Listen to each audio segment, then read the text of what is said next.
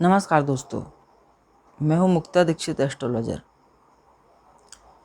आज हम बात करेंगे कि किस प्रकार से मंगल आपकी कुंडली में कहाँ बैठा हुआ है और कुंडली के 5 विशेष भाव यदि इनमें मंगल है तो वह बहुत कुछ करवाता है। दंगल भी करवाता है और मंगल भी करवाता है।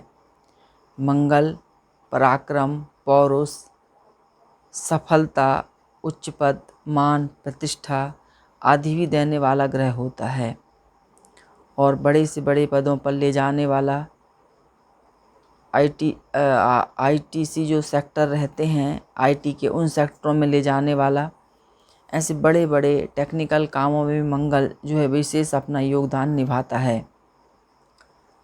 पर्दी डिपार्टमेंट के लिए मंगल यदि आपकी कुंडली में उच्च राशि में है, स्वराशि में है, तो निश्चित आपको विशेष मान, पद और ओहदा देने वाला होता है। जी हाँ दोस्तों, मंगल के लिए बहुत सारे फ़ोन और मैसेज हैं कि आप केवल बहुत दिनों से मार्केट के ही वीडियो डालती हैं, दूसरे विषय पर आप ध्यान नहीं देती, तो कृपया मंगल के बारे में कुछ जानकारी दीजिए। तो जी हाँ दोस्तों, यह वीडियो आपके लिए है जिन्होंने फरमाइश करी थी कि मंगल किस प्रकार से शुभ अशुभ फल दे रहा है, क्या हम कोई सरल उपाय भी कर सकते हैं। कोई कहता है कि मंगल लग्न में है, इसका क्या अर्थ है, मंगली कुंडली कैसी होती है, मंगल क्या असर कर सकता है। तो जैसे आप देख रहे हैं, मंगल यदि आपके लग्न यह कहलाता है, ये लग्न कहलाता है, ये चतुर्थ भाव है, ये सप्तम है और ये अष्टम भाव है। इसके बाद ये 12वां भाव होता है। तो जी हाँ दोस्तों, यदि इनमें से कहीं पर भी मंगल बैठा हुआ रहता है तो कुंडली मंगली कहलाती है।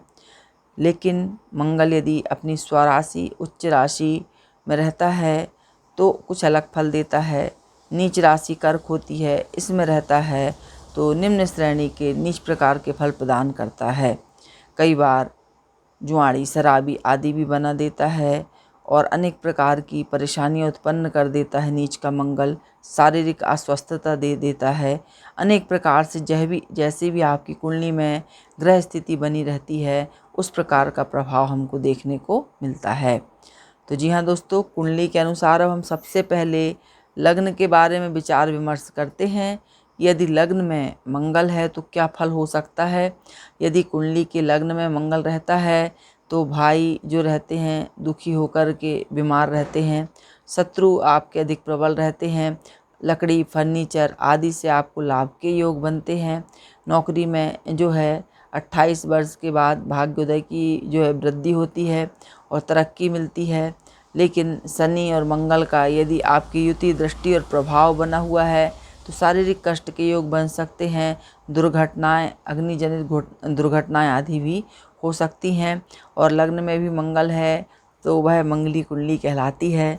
इसका सीधा प्रभाव जो रहता है सप्तम भाव पे रहता है, तो ऐसे में दाम्पत्य जीवन में भी कलह की स्थिति बन जाती है। तो ऐसे लोगों को क्या उपाय करना चाहिए, ये मैं स्पेशल तरीके के उपाय आपको बतला रही हूँ जो आप कर सकते हैं। तो लग्न में मंगल है और जो मैंने आपको स्थितियाँ बताई ये सारी घटित हो रही हैं, तो आप जो है सूर्य तथा मंगल का दान करना चाहिए। यानी कि हमें भगवान शिव जी की पूजा कर सकते हैं, हम बेलपत्री चढ़ा सकते हैं और हींग का दान कर सकते हैं, गंगा जल भगवान शिव जी पर अर्पित कर सकते हैं, लाल चंदन दान कर सकते हैं।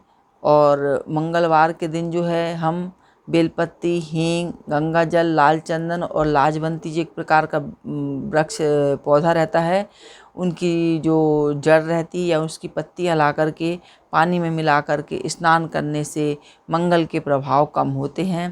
तो इस बात को आप ध्यान कर सकते हैं। और लाल वस्तुओं का दान करना आपके लिए विशेष श्रेष्ठ कर रहेगा। इससे आपको शारीरिक जो है प्रभाव मंगल के जो पड़ रहे हैं आपके ऊपर वह दूर होंगे, क्रोध दूर होगा, शरीर के कष्ट दूर होंगे, रोग चोट से आपका बचाव होगा।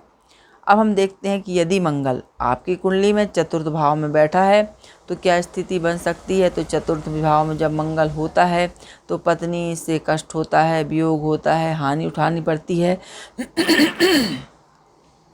और पति पत्नी दोनों में जो अनबन की स्थिति बनी रहती है और सासू माँ आदि की जो है कष्ट से या हमें शोक देखना पड़ता है। और मंगल यदि चौथे घर में रहता है तो किसी जो बूढ़ा व्यक्ति की मृत्यु के बाद ऐसे व्यक्ति का जन्म होता है, ऐसा शास्त्रों में इसका वर्णन दिया गया है। और इसके उपाय, मंगल जब चतुर्थ में रहता है तो इसकी दृष्टि सीधे सप्तम भाव पे पड़ती है और आठवीं दृष्टि जो है पराक्रम पे पड़ती है और लाभ पे पड़ती है। तो ऐसी स्थिति में लाभ और पराक्रम के तो जैसी भी राशि में होगा अच्छे योग बनावेगा, लेकिन जब सप्तम पे दृष्टि पड़ती है तो दाम्पत्य जीवन में आपको कलह अशांति भी उत्पन्न कर देगा। तो यह बात हमें विशेष ध्यान में रखनी चाहिए। इसके लिए जो है हम तिल के लड्डू बना कर के 4 लड्डू मंगलवार के दिन हमें नदी में विसर्जित करना चाहिए, तिल के लड्डू। और इसके साथ आप सोना चांदी मिला कर के अंगूठी जो है पहन सकते हैं त्रिधातु की मूंगे में। और ओम क्राम क्री क्रोसा भौमाय नमः इस मंत्र का मंगलवार के दिन 108 बार जाप करना चाहिए।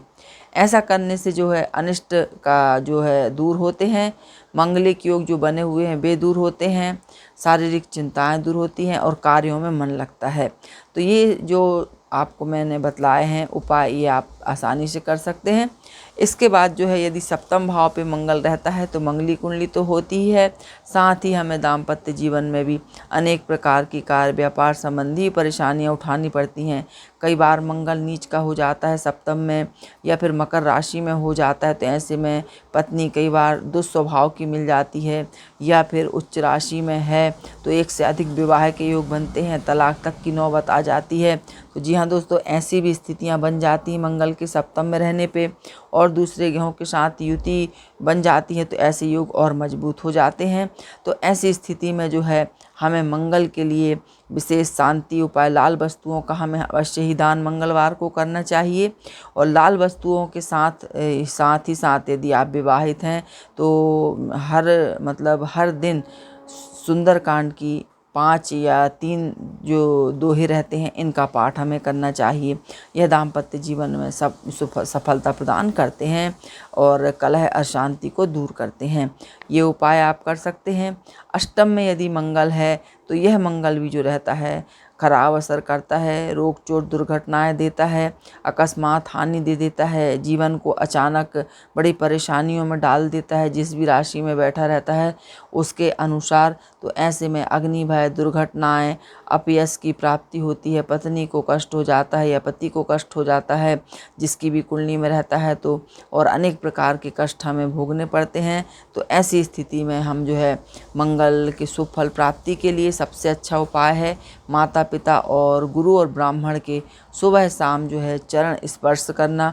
यदि आप किसी कार्य के लिए भी जा रहे हैं तो अपने माता पिता के चरण स्पर्श करेंगे तो ऐसा करने से आपके जो अनिष्ट होने वाले हैं वे दूर होंगे।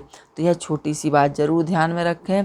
और इसके साथ ऐसे लोगों को जो है 8वें वर्ष में, 28वें वर्ष में और 36वें वर्ष में विशेष परेशानियों का सामना करना पड़ता है। तो इस कष्ट और परेशानी के निवारण के लिए जो है आप चांदी में मंगल यंत्र को पहन सकते हैं और हनुमान चालीसा का पाठ कर सकते हैं। लेकिन इसके साथ ही यह शीघ्र फैलने वाले रोगों को भी प्रदान करता है, तो इनसे हमें बचना चाहिए। अब अगला हम देखते हैं, यदि आपका मंगल जो है 12वें भाव में विराजमान है तो ऐसी स्थिति में जो है चरित्र पर कलंक लगता है, अपयश फैलता है, पत्नी या पति से जो आपस में अनबन के योग बन जाते हैं, कई बार एक से अधिक विवाह के योग भी बन जाते हैं, दाम्पत्य जीवन हानि में सुख और खुशियाँ दूर हो जाती हैं, दाम्पत्य जीवन से झूठे जालसाजी में फंसना पड़ता है। ये सारे प्रभाव मंगल के कारण आते हैं। तो ऐसी स्थिति में हम क्या उपाय कर सकते हैं, क्योंकि इसका 12वें भाव से मंगल का सीधा प्रभाव जो है ये 6वां भाव कहलाता है, यहाँ पर पड़ता है और अष्टम दृष्टि जो रहती है सप्तम भाव पे पड़ती है। तो जी हाँ दोस्तों, इस प्रकार से इसकी शांति के उपाय के लिए जो हम उपाय कर सकते हैं तो तांबे के लोटे में गुड़ है, गुड़हल का लाल फूल है या कन्हेर का, गुलाब का कोई भी एक लाल फूल लेकर के सूर्य भगवान को सुबह जल चढ़ाने से और चांदी का जो छल्ला रहता है उसको पहनने से इसकी शांति होती है। इसमें हम मोती भी पहन सकते हैं, तो यह मन को शांत करता है। इस प्रकार से ये मैंने आपको स्पेशल मंगल कई बार दंगल करवा देता है, और दंगल हो रहे हैं तो आप ये शांति के उपाय कर सकते हैं।